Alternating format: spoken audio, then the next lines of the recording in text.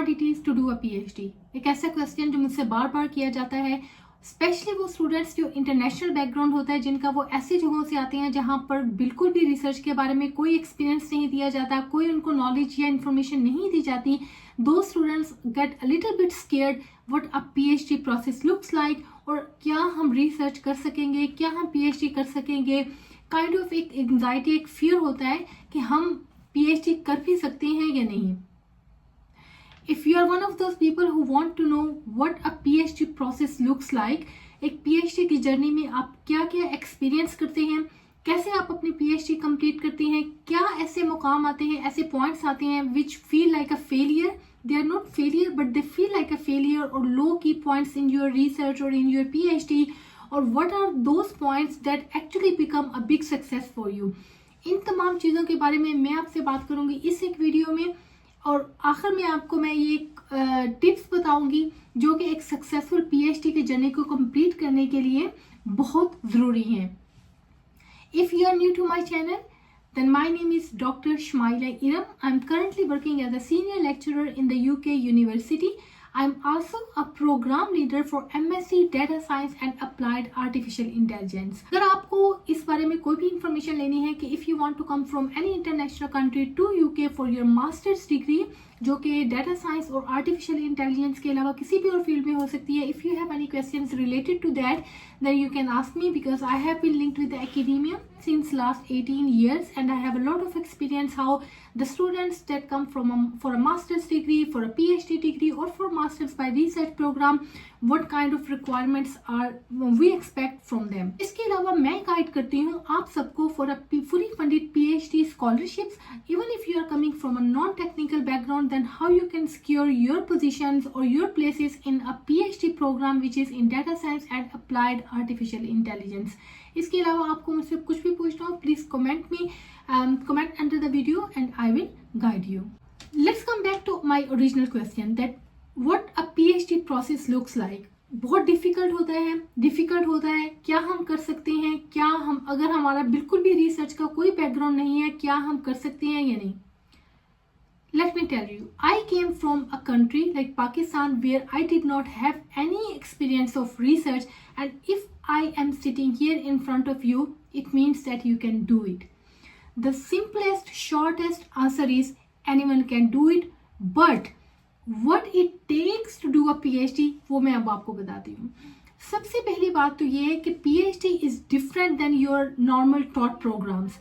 Taught programs में क्या होता है, you have been given an assignment, जिसमें आपको कोई कोर्स वर्क दिया जाता है, कोई एग्जाम दिया जाता है, कोई आपको असाइनमेंट दी जाती है during the course of your study, जो आपको कंप्लीट करना होता है। फिर उसके आपको मार्क्स दिए जाते हैं कि आपने ए डिस्टिंक्शन ली है, आपने बी लिया है, सी ग्रेड लिया है, डी ग्रेड लिया है, आपने पास किया है या फेल किया है।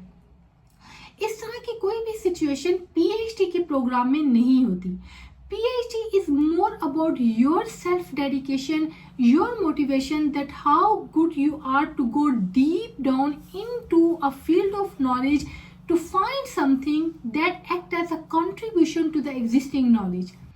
अगर आपको ये सारा जो मैंने बताया है बहुत मुश्किल लग रहा है, तो उसको मैं एक आसान से फ्रेम में आपको इस तरह से बता दूंगी कि PhD में आप एक डिफरेंट काम, मैं इसको नॉवल या मैं आपको ग्राउंड ब्रेकिंग रिसर्च, मैं इस तरह के वर्ड्स यूज ही नहीं करूंगी, क्योंकि हमारे स्टूडेंट्स होते हैं ना, वो इस बात से बहुत ज़्यादा एंजाइटी फील करते हैं कि where is the novel point, ground breaking research in my work. देखिए, अगर आप अपनी सीट पे इसलिए बैठे हैं कि you have to bring some ground breaking idea out of your research, it's extremely difficult to do that. आपको बैठना है what comes today in front of you and how you can perceive that new information and that can add up into your existing knowledge। Every single day will bring new information। अच्छा, अब आपको इस बात का तो answer मिल गया कि अगर आप एक नॉन रिसर्च बैकग्राउंड से आए ना, तो आप फिर भी पीएचडी कर सकते हैं। You are capable of doing a PhD. उसमें आपको ये डरने की जरूरत नहीं है कि मेरा टेक्निकल बैकग्राउंड है, मैंने इससे पहले मास्टर्स बाय टॉट प्रोग्राम किया हुआ, मैंने रिसर्च में कोई एक्सपीरियंस नहीं है। आप वक्त के साथ साथ सब कुछ सीख जाते हैं, ठीक है। इसमें कोई ऐसी चीज़ नहीं है जो कि मुश्किल हो, एक्सट्रीमली डिफिकल्ट हो, आप उसको ना कर सकते हो, ऐसा कुछ भी नहीं होता। अच्छा, मैंने आपको बताया कि जो नॉर्मल टॉट प्रोग्राम होते हैं उसमें किस तरह से एग्जाम दिया जाता है। जो पीएचडी का प्रोसेस होता है ना, ये टोटल 3 इयर्स का प्रोसेस होता है, जो कि हमारी यूनिवर्सिटी में होता है, वो 3 इयर्स का प्रोसेस होता है। आई एम श्योर कि अदर यूनिवर्सिटीज में भी मोर और लेस इतने ही साल लगते होंगे। तो इन 3 इयर्स में आपने एक प्लान करना होता है अपना जर्नी किस तरह से, कि आपने ईयर 1 में क्या करना है, कौन सी आपने टूल सीखने हैं, कैसे आपने अपनी रिसर्च करनी है, ईयर 2 में आपने क्या करना है और ईयर 3 में आपने क्या करना है। तो मैं आपको ब्रीफली एक्सप्लेन कर देती हूँ कि आपने हर एक साल में आपका जो लर्निंग का प्रोसेस होता है वो कैसे होता है।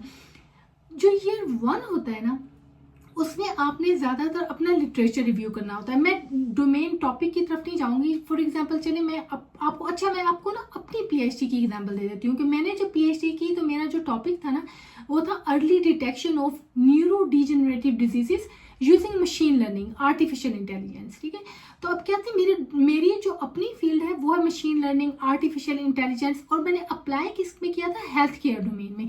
तो ये मैंने एक टॉपिक चूज कर लिया था। तो सबसे पहले आपको एक टॉपिक चूज करना होता है कि आपने पीएचडी किस में करनी है, किस टॉपिक में करनी है। वो मैथ्स से रिलेटेड भी हो सकता है, साइकोलॉजी से भी, फाइनेंस से भी रिलेटेड हो सकता है, हेल्थ केयर से भी रिलेटेड हो सकता है, वो हेल्थ एंड एनवायरनमेंट से रिलेटेड भी हो सकता है।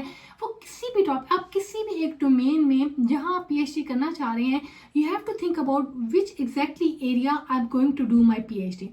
अच्छा, आपने जब अपना टॉपिक डिसाइड कर लिया ना, उसके बाद आपने क्या करना है, you are going to write some research questions. कि ये एक बिगर फील्ड है जिसके अंदर, मतलब आपने एक स्कोप सेट कर लिया, इसके अंदर आपने 1 2 3 4 रिसर्च क्वेश्चंस लिखने हैं कि मैंने इस फील्ड के अंदर इन क्वेश्चंस के आंसर करने हैं। ठीक है, आपने ये 3 काम कर दिया। फॉर एग्जाम्पल, अगर मैं आपको अपनी पीएचडी के बारे में बताती हूँ कि I was working on early detection of neuro degenerative diseases, तो मेरा पहला क्वेश्चन तो रिसर्च क्वेश्चन तो ये था कि what are the different factors that define the neurodegenerative diseases, कि न्यूरो डिजेनरेटिव डिजीजेस में आखिर होता क्या है। ठीक है, उसमें आपकी कोग्निटिव मेमोरी जो है वो डिक्लाइन करना शुरू कर जाती है, आपकी मेमोरी लॉस होना शुरू हो जाती है, आप एज और जेंडर भी इसमें बहुत बड़ा कंट्रीब्यूट करते हैं, रोल कंट्रीब्यूट करते हैं।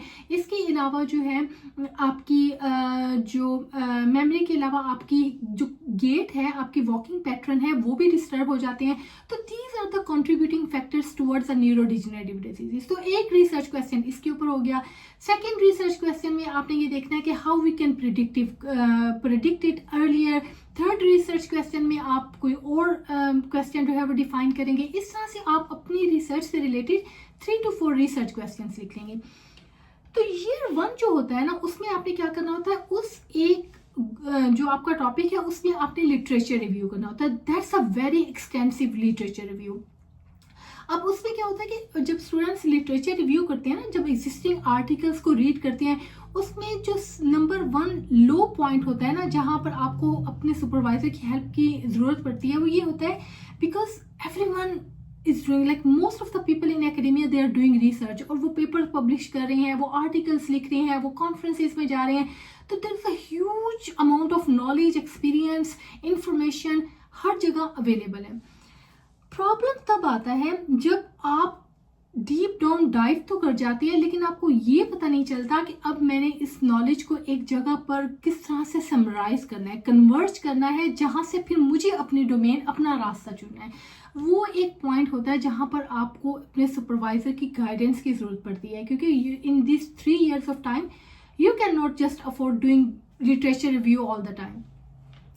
तो you will start with question, do your literature, but get guidance from your supervisor where you are going to stop your literature and then write the ultimate points of the existing work. तो ये आपने एक काम करना होता है।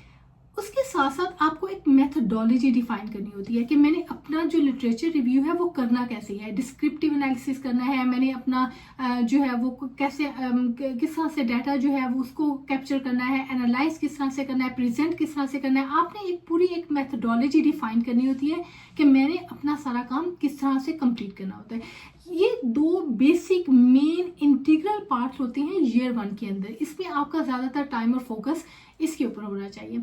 उसके साथ साथ आप अपनी स्किल्स को ऑडिट करते हैं। You think about the tools that are needed to do the PhD और that are needed to do your research. उसमें अगर डाटा साइंस से रिलेटेड बात कर लें तो स्टूडेंट्स जो है वो पाइथन या आर के टूल को ज़्यादातर यूज़ करते हैं। जो ईयर 2 होता है उसमें आपने अपना आपका डेवलपमेंट का काम करना होता है कि आपने जो भी अपनी लिटरेचर सर्वे किया है, आपने जो भी अपने टूल को सीखा है, अब आपने जो डाटा आपने कलेक्ट किया है, अब उसको एनालाइज करना है, उसको प्रेजेंट करना है, अपनी जो फाइंडिंग्स, हर रिसर्च क्वेश्चंस की आपकी जो फाइंडिंग आई है वो आपने डिटेल से बतानी है।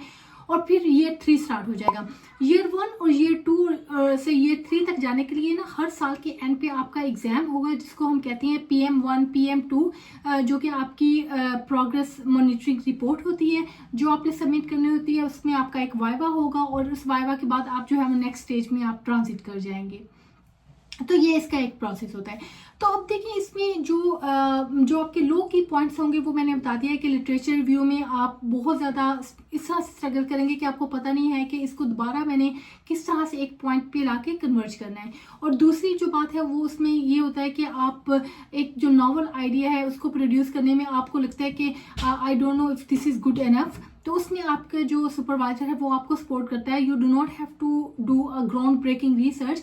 अगर आपने एक एग्जिस्टिंग नॉलेज है जो कि आपकी डोमेन पे अप्लाई नहीं हुआ and that can bring a new knowledge, then that's itself a novelty. तो नॉवेल्टी कोई ऐसी चीज़ नहीं है कि जो आप नहीं कर सकते। There are different ways of bringing novelty in your work. तो आपका सुपरवाइजर आपको उसमें ज़रूर गाइड करेगा कि कौन कौन से पॉइंट हैं जिनको हम अपनी नॉवल कंट्रीब्यूशंस कह सकते हैं। अच्छा, इसके अलावा जो आपके लो पॉइंट्स हैं ना वो ये होते हैं कि आपका कोई पेपर है जो आपने सबमिट किया है किसी कॉन्फ्रेंस में, किसी जर्नल में, तो उसकी रिजेक्शन आ गई है। समटाइम्स 5-6 टाइम्स आपकी रिजेक्शन आती है, तो वो भी एक लो की पॉइंट होता है जिसमें आप डिस्करेज फील करते हैं। लेकिन उसमें भी फिर आपको with the passage of time आपको आइडिया हो जाएगा कि किस तरह से रिवाइज करके जब आप दोबारा सबमिट करते हैं या उसके बाद आप किसी और जगह पे सबमिट करते हैं, तो with the passage of time आपको इतना एक्सपीरियंस हो जाता है कि eventually you are able to publish your work in the good quality conferences और गुड क्वालिटी जर्नल्स। तो जैसे कि मैंने आपको बताया, ऐसा नहीं है कि ये कोई ऐसा काम है जो इम्पॉसिबल है, एक्सट्रीमली हार्ड है, लेकिन जो चीज़ बहुत ज़्यादा रिक्वायर्ड होती है ना वो आपकी सेल्फ मोटिवेशन, डेडिकेशन और कमिटमेंट। ये 3 चीज़ें होती हैं जो आपको उस एक काम के ऊपर परसिस्टेंट रखती हैं, जो आपको पेशेंस रिक्वायर्ड होता है ना कि आपने देखिए आपका जो टॉट प्रोग्राम है, कोई असाइनमेंट है, वो तो आपने जिस तरह से क्वेश्चंस के आंसर किए, सबमिट करवा दिया, दैट्स इट।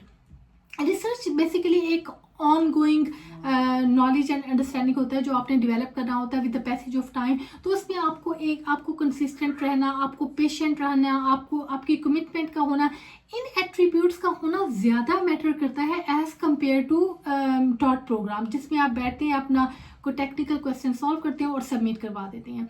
तो मैं कहूँगी कि अगर आपके अंदर ऐसा पेशेंस है, कमिटमेंट है, आप कंसिस्टेंट है अपने काम में, और and you know how to sit down and work properly 5-6 hours 6-7 hours in a day, तो आप जो है वो इस काम को बहुत इजीली कर सकते हैं। इसके साथ साथ मैं आपको ये बता देती चलूँ कि during PhD there will be some times कि आप बहुत एक्साइटेड फील करेंगे। उसमें आपकी जो सेंस ऑफ अचीवमेंट्स होती है वो ये होती है कि आपने सक्सेसफुली अपना लिटरेचर रिव्यू कर लिया, आपने अपने रिसर्च क्वेश्चंस डिफाइन कर लिए। इसके अलावा आपकी जो अचीवमेंट्स में कंसिडर होता है वो ये होता है कि आपने कोई अपना कॉन्फ्रेंस पेपर पब्लिश कर लिया या आपने कोई जर्नल पेपर पब्लिश किया है, तो वो आपकी बिगेस्ट अचीवमेंट होती है ड्यूरिंग योर PhD, तो वो आपकी अचीवमेंट में कंसीडर की जाती है।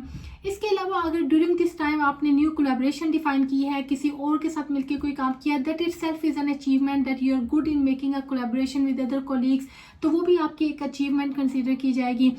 तो इसके साथ साथ ऑब्वियसली जो PM1 PM2 की रिपोर्ट्स आपने सबमिट की होती हैं in order to successfully proceed to the next stage, वो आपकी बहुत सक्सेसफुल अचीवमेंट्स होती हैं। You should celebrate this little moments in your life के वो भी आपका आपके लिए एक बहुत बड़ी अचीवमेंट होती है कि आपने पास किया, सेकेंड स्टेज पे चले गए, थर्ड स्टेज पे चले गए।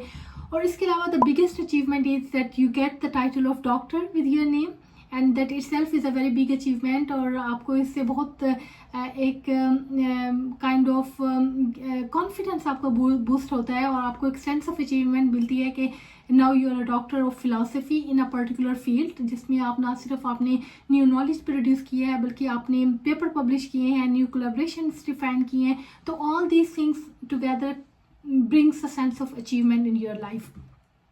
तो ये होगी कि क्या चीज़ जो है वो लो की होती हैं आपकी पूरे पीएचडी के दौरान, और क्या चीज़ होती हैं जो आपकी सेंस ऑफ अचीवमेंट को जो है वो बूस्ट अप करती हैं। तो ये सारा एक प्रोसेस होता है। There is nothing I have told you which is impossible, difficult, और बस इसमें आपको कंसिस्टेंट रहना पड़ता है। तो इसके अलावा अगर आपको कोई भी मुझसे क्वेश्चन पूछना हो पीएचडी से रिलेटेड, फंडिंग से रिलेटेड, आप अपनी फर्दर फ्यूचर स्टडीज से related, you can comment below and then I can guide you.